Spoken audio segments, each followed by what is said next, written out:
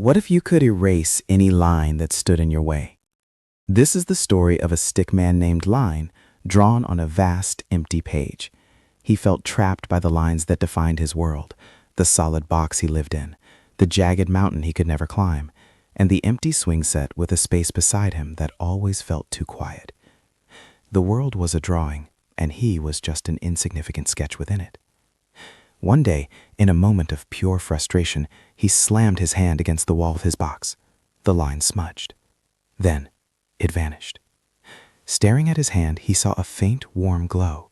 He had the power of an eraser. Cautiously, he reached out and touched the jagged mountain. It dissolved into nothing. A dizzying freedom washed over him. He wasn't a prisoner of the page anymore. He was its author. He could erase anything. At first, it was bliss. He erased the bumpy road to make a smooth path. He erased the long queue at the market to get to the front. He even erased the clouds that blocked his sun. His world became easy, efficient, perfect. But it also became silent. The smooth path caused a fruit cart to lose control and crash. The empty market felt hollow. The relentless sun began to wither the flowers.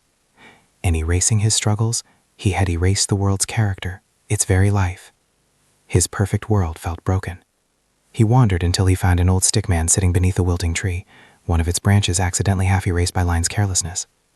The old man wasn't upset. He was carefully drawing a tiny new sapling beside the old trunk. Line walked over, his head low. "I'm so sorry. I can erase that broken branch for you." The old man smiled gently. "Why would I erase it? This break, it's part of the tree story now. It reminds me of the storm it survived.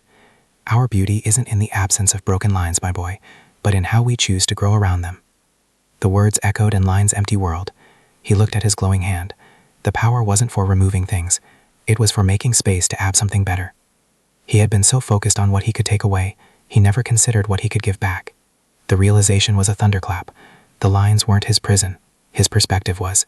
An empty space wasn't a void to be erased. It was an opportunity to draw something new. He stopped erasing. He went back to the crashed cart and didn't erase the bumpy road, but instead drew a strong bridge over the chasm it created. He returned to the withered flowers and drew a gentle cloud, giving them shade and rain.